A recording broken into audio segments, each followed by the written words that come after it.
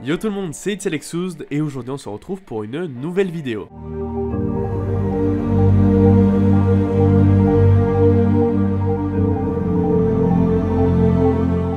Ok, alors je vous l'avais expliqué, on a une équipe d'attaquants et une équipe de défenseurs. Elles ont exactement les mêmes paramètres, un nom, un préfixe, une couleur et une liste de joueurs. On pourrait créer une classe attaquant et une classe défenseur, mais ça nous forcerait à dupliquer du code. On va à tout prix éviter ça, alors on va créer une seule et unique classe qui sera un objet. Ne vous en faites pas, si vous n'avez pas compris, vous allez très vite comprendre. On va commencer par créer un nouveau package dans notre package manager, qu'on va appeler Teams, donc je le fais juste ici. Voilà, et on va commencer par créer une petite énumération que je vais appeler Team Unit.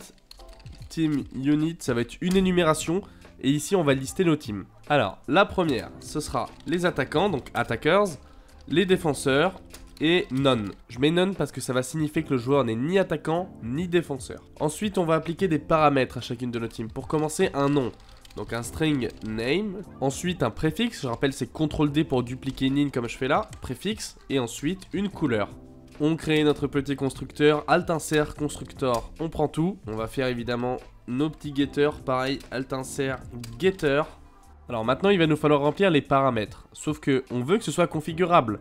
Donc on va se rendre dans notre classe lang. Et on va créer juste en dessous à la suite. Team none. Voilà, donc ça ce sera le nom de la team quand le joueur n'a pas d'équipe. Après on va avoir team attackers name. Donc ça va être le nom de l'équipe. On va avoir du coup son préfixe, sa couleur. Et ça va être pareil pour l'autre équipe. Donc on prend tout ça, on le copie-colle, Defenders. Et voilà, ici on peut fermer. Comme d'habitude, vous avez compris comment ça fonctionne. Il va falloir qu'on définisse une valeur par défaut dans notre fichier lang.yml. Ici, on va se rendre juste en dessous et moi, je vais mettre les miens. Voilà. Si vous ne savez pas du tout comment ça fonctionne, il faut vraiment que vous alliez voir l'épisode 4. Voilà, j'ai rempli toutes mes petites valeurs et là, on peut voir qu'il y a des couleurs EC, EC et 9. Donc, il va falloir qu'on récupère ces couleurs. Alors, dans notre team unit, quand on va récupérer un préfixe, on va pas juste récupérer le préfixe. On veut qu'il soit coloré. Donc, chat color. .translate alternate color codes, comme d'habitude, le et notre préfixe. Voilà, on copie-colle et on va mettre color. Voilà. On va créer un petit getter supplémentaire qui va nous être pas mal utile. Public string get colored name.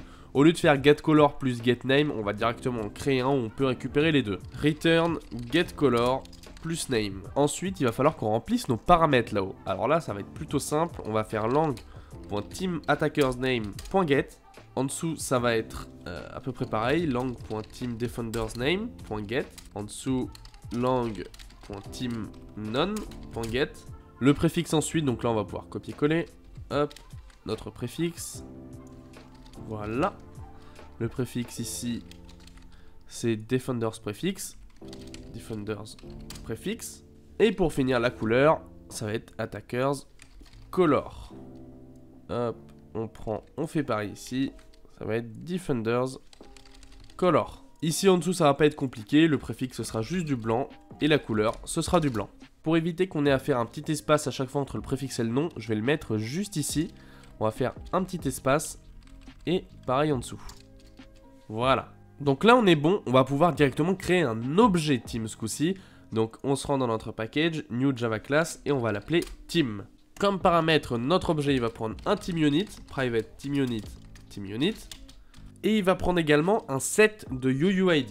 Alors, private final set UUID, qui vont correspondre à nos joueurs. Pourquoi on ne prend pas une liste à la place d'un set? Déjà, on n'a pas du tout besoin que les valeurs soient ordonnées, et on ne veut pas non plus autoriser la duplication, donc qui est 2 fois le même UUID dans la liste joueur. Donc pour ces deux raisons, on va préférer utiliser un set dans ce cas de figure. Maintenant, on fait notre constructeur. Donc alt insert constructor et moi je vais prendre que le team unit. Voilà. Parce que le players, on va le définir en tant que nouveau set. Donc this.players est égal à new et là on va faire un h7 ici. On pourrait faire un getter de team unit pour pouvoir récupérer le nom, le préfixe, la couleur et le nom coloré dedans. Sauf qu'à chaque fois ça va nous rallonger les lignes. Donc on va faire directement des getters de name, préfixe, color et colored name. Donc public string getName. Ici on va mettre return teamunit.getName. On va évidemment faire aussi un getter pour notre set, donc getPlayers. On va faire également une méthode pour récupérer la taille de la liste, donc on pourrait faire à chaque fois getPlayer.size, mais encore une fois, pour que la ligne soit moins longue, on va en mettre un directement. GetSize Voilà, et on va mettre return players.size. Pareil, un boolean pour savoir si elle est vide. Public boolean is empty. Return players.isEmpty. Hop, voilà, notre objet il est tout prêt. On va ajouter un utilitaire qu'on n'avait pas mis la dernière fois, qui va nous permettre un peu de gérer les paquets plus facilement. Donc ici dans Tools, on va copier-coller la classe réflexion que vous trouverez dans la description. De la même manière, pour gérer les teams facilement, on va créer ici un nouveau package, New Package Scoreboard. Donc la prochaine fois, on fera sûrement le scoreboard. Et ici, on va s'avancer un peu puisqu'on en a besoin pour faire les teams. Donc ici, encore une fois, vous aurez cette classe dans la description. Il va nous permettre de gérer nos teams dans le scoreboard. Et on va venir créer une petite classe qui s'appelle Team Manager, juste ici. Voilà, Team Manager. Et on va stocker une nouvelle instance de notre classe TeamHandler. Private Final TeamHandler. Donc cette classe est celle qu'on vient d'ajouter juste ici dans le package scoreboard. Ensuite, on va avoir une team attaquant et une team défenseur. Donc Private Final, on va créer un nouvel objet team. Donc Private Final Team Attackers. Et hop, Defenders. On a des erreurs parce qu'ils sont final et qu'ils n'ont pas encore été initialisés. Donc on va le faire dans le constructeur juste ici. On crée un constructeur qui va être vide. Voilà. Et dedans, on va lui dire que TeamHandler va être égal à un nouveau TeamHandler. Voilà. La team attaquante va être égale à une nouvelle team avec comme paramètre TeamUnit.attackers. Et évidemment, c'est pareil pour les défenseurs, mais avec la TeamUnit Defenders.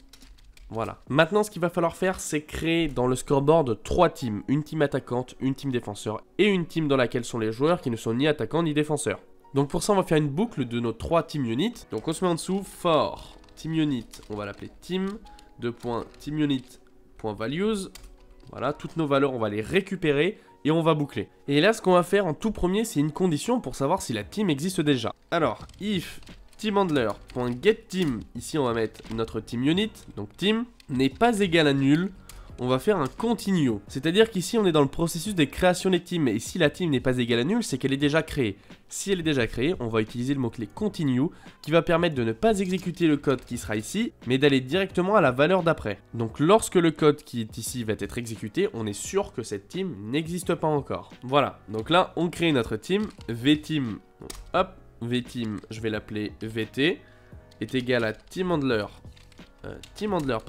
.create new team. On nous demande un nom et un display name. Donc on va mettre team.getName et ici on va mettre team.getColoredName. Juste en dessous on va mettre aussi son nom réel sur la même chose, donc team.getName, voilà.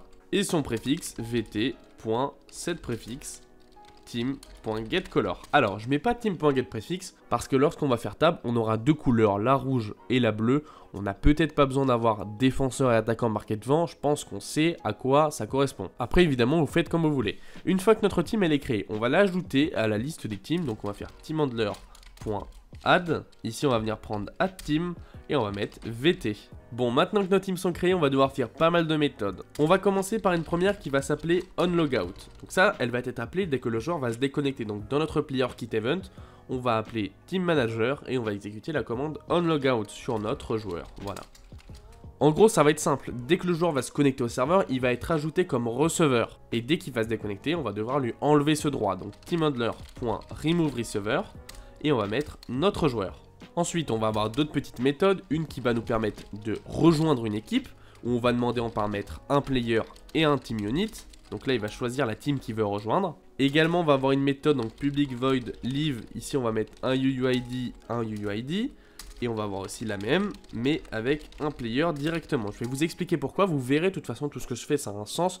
Vous le verrez peut-être dans les épisodes à venir. Donc cette méthode leave, elle va pas retirer le joueur de sa team scoreboard. Attention, elle va retirer ce joueur des team attackers et defenders. De toute façon, je vais vous l'expliquer quand je vais le faire. Ensuite, on aura une méthode publique qui va nous return une team à partir d'un team unit. Donc getTeam.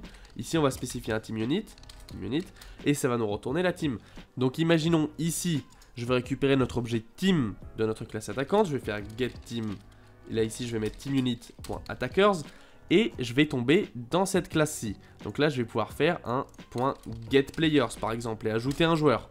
.getSize. Voilà, on va pouvoir utiliser toutes nos méthodes. Ça, c'est pour récupérer l'objet team et non pas un team unit. Il faut bien faire la distinction entre les deux. Une autre méthode ensuite, pour récupérer la team du joueur. Public, team unit. Ce coup-ci, on récupère bien un team unit, getPlayerTeam.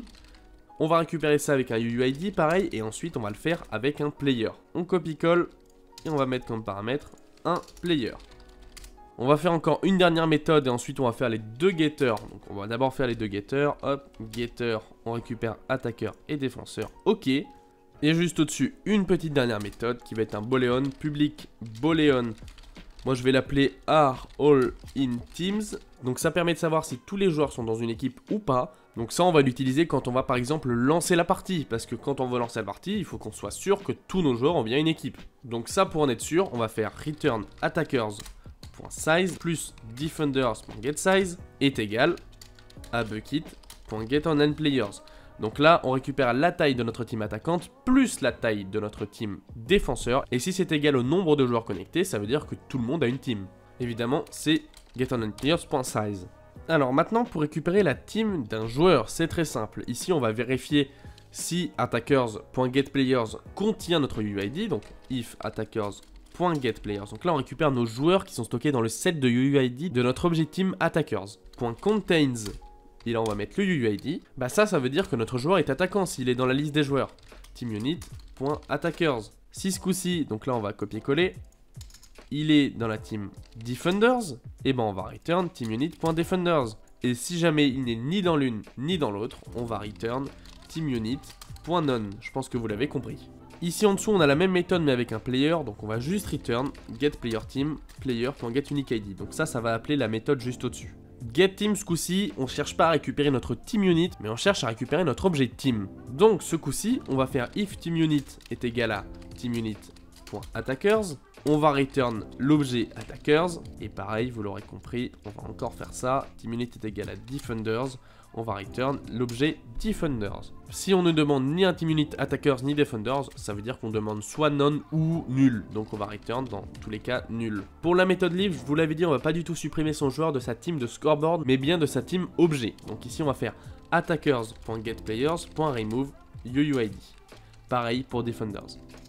Donc là vous allez me dire pourquoi on le retire des deux alors qu'il ne peut pas être dans les deux en même temps. Ben tout simplement, même si on fait attackers.getPlayers.remove UUID et qu'il n'y est pas, et bah ça va rien faire de plus. Encore une fois, ça va être pareil pour ici, leave, on va exécuter celle du dessus avec player.getUniqueID comme paramètre. Et pour finir, notre méthode join qui va nous permettre de rejoindre une équipe. Donc dans un premier temps, quand on veut rejoindre une équipe, on veut quitter les autres. Donc on va commencer par leave toutes les autres. Ensuite, on récupère l'objet team dans lequel le joueur veut aller. Donc team est égal à getTeam, donc là on va appeler notre méthode du dessous et on va rentrer comme paramètre notre TeamUnit. Voilà. Donc là on va avoir un résultat qui va être soit un objet team, soit nul. Parce que je vous rappelle que si on demande d'ajouter le joueur dans la team none, bah, ce qui va se passer c'est que notre méthode elle va nous return nul. Donc ici on va vérifier. Donc if team n'est pas égal à nul. Si ce n'est pas égal à nul ici, c'est qu'il veut rejoindre soit attaquant, soit défenseur. À ce moment là on va faire team.getPlayers.add et on va ajouter son player.getUniqueID. Parce que je vous rappelle que pour la team none, on n'a pas d'objet team. Donc là c'est vraiment très important de vérifier ça. Ensuite, donc là, on va sortir de notre condition parce que ça va s'appliquer pour nos 3 teams. Et c'est ici, comme je vous l'avais expliqué tout à l'heure quand on le déconnectait, qu'on va l'ajouter comme receveur. Donc teamHandler.addReceiver et on va mettre notre joueur. Et ensuite, on va utiliser une méthode présente dans teamHandler, donc teamHandler.addPlayerToTeam. On nous demande un joueur et une vteam, donc on va faire player et teamHandler.getTeam et on va mettre notre TeamUnit. TeamUnit. Voilà. Ok, donc là notre système de team est finalisé, il est prêt. Donc on va se rendre dans notre classe SkyDefender et créer une nouvelle instance de notre classe Team Manager. Donc on se met en dessous ici et private Team Manager. On va l'appeler Team Manager et on va l'initialiser dans le enable juste ici. Team Manager est égal à new Team Manager. Voilà. On fait évidemment son petit getter juste en dessous, get Team Manager. Alors, pour qu'on puisse essayer notre système, ne vous en faites pas. Un item pour choisir sa team et tout sera prévu, c'est sûrement dans le prochain épisode. Donc là, juste pour l'essayer, on va créer une petite commande pour rejoindre une team ou l'autre. Ok, voilà, j'ai créé une petite commande rapidement, on l'a pas fait ensemble parce que c'est quelque chose que je vais supprimer, c'est uniquement pour tester. Alors, ce que ça dit, je vous l'explique rapidement, ça récupère la team dans laquelle se trouve notre joueur. Donc s'il vient de se connecter, ça va récupérer none. Ici en dessous, une petite affectation, donc ça va être la nouvelle team. Donc là, s'il est attaquant, et ben on va le mettre défenseur. S'il est défenseur, on va le mettre sans équipe. Et s'il est sans équipe, on va le mettre attaquant. Donc ça permet de tourner pour bien tout essayer. Ensuite, un petit message qui envoie quelques petites informations une fois qu'on l'a ajouté dedans. N'oubliez pas, si vous aussi vous voulez faire une commande pour tester, de l'enregistrer dans Registration, votre commande ici, et tout simplement de l'enregistrer aussi dans le plugin.html. D'ailleurs, je suis en train de me rendre compte que j'ai même pas donné de nom à ma commande, donc ici bien sûr, if label.equal_senior_case join. Voilà, on prend tout et on met dedans. Donc là on s'en fout un peu, c'est une commande vite fait pour tester. Juste avant de compiler et d'essayer, on va juste pas oublier dans le player join de mettre notre joueur sur la team none. Donc instance.getTeamManager.join player teamunit.none. Voilà, là on va pouvoir compiler.